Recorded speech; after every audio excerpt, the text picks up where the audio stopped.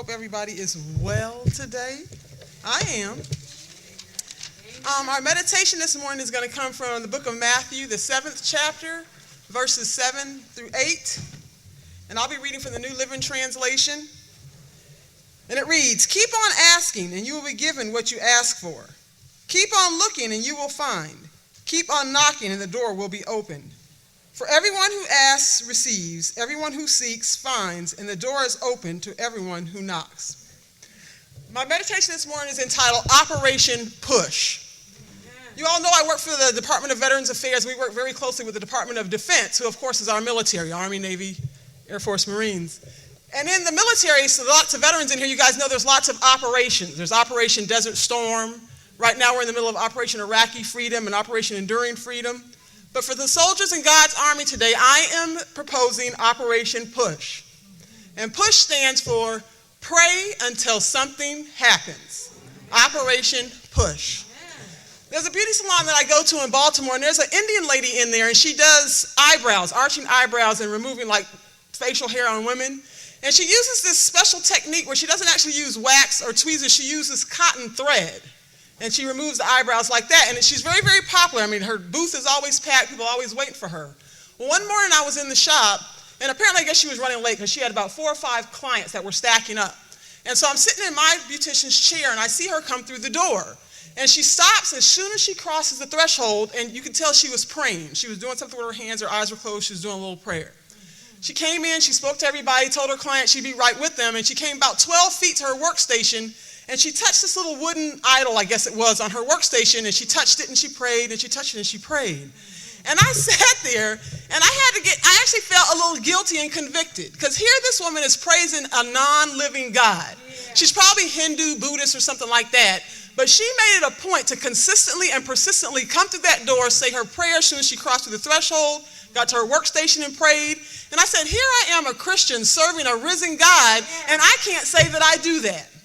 So I had to change my prayer life, and I started seeking. I said, you know what, as soon as I cross the threshold of my job, I need to pray. I need to pray for our management. I need to pray for my coworkers. I need to pray for all the decisions that are being made that affect our nation's veterans and their beneficiaries. You have to start doing that. So I started reading and get some more information about prayer and things like that, and I started to think about an issue in my life that I was praying about when I lived in Georgia. And I prayed about it all the time. I prayed, I fasted a couple of times, and by the time I moved here, I had let the enemy convince me that the Lord was never going to answer this prayer. And I stopped praying for it, because I'm like, well, you know what, if he's not, if he doesn't answer all prayer, maybe he just doesn't want to answer this one. So I stopped, and as I was reading and getting some more information about prayer, I realized that you have to be persistent in your prayer life. If God has not given you an answer yet, you have to keep on going to him with prayer. Keep knocking until the door opens. So what I started doing was, of course, I brought that issue back up before the Lord, and I've been praying about it consistently since then. And what I've also started doing is I have 3x5 cards. And on these 3x5 cards, I write my prayer requests. I actually write dates next to them, whatever it is. There's some of you who have come to me with different prayers, and you all's names and your situations are on my 3x5 cards. Because we know throughout the day people come to you and say, pray for this, pray. You get emails, pray for this, pray. You just can't keep all that stuff in your head. When you go to the Lord in prayer, you forget half that stuff. So I actually keep 3x5 cards that I look at when I'm on my train ride to and from work, and I'm praying. I go through these cards and petition the Lord for this stuff daily. And when I get answers on the back of the cards, I write the answers to the prayer and store those, because we can get amnesia and forget what the Lord has done for us. So I store those and go back to those at times when I need to remember what the Lord has done for us. So I am challenging each one of us in here today to push.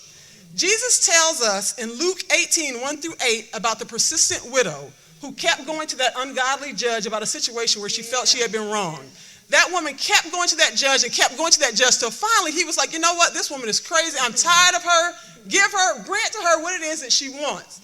Jesus told this story to his disciples and to us so that we know to be persistent in our prayer life. You have to keep on praying about a situation. We have to be in this for the long haul.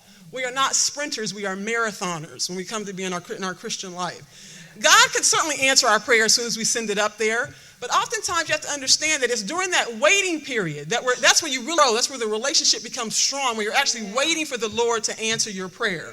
So whatever issue you're faced with, whatever problem, we got to push. If your marriage is failing, you got to push. If you're sick in your body, you got to push.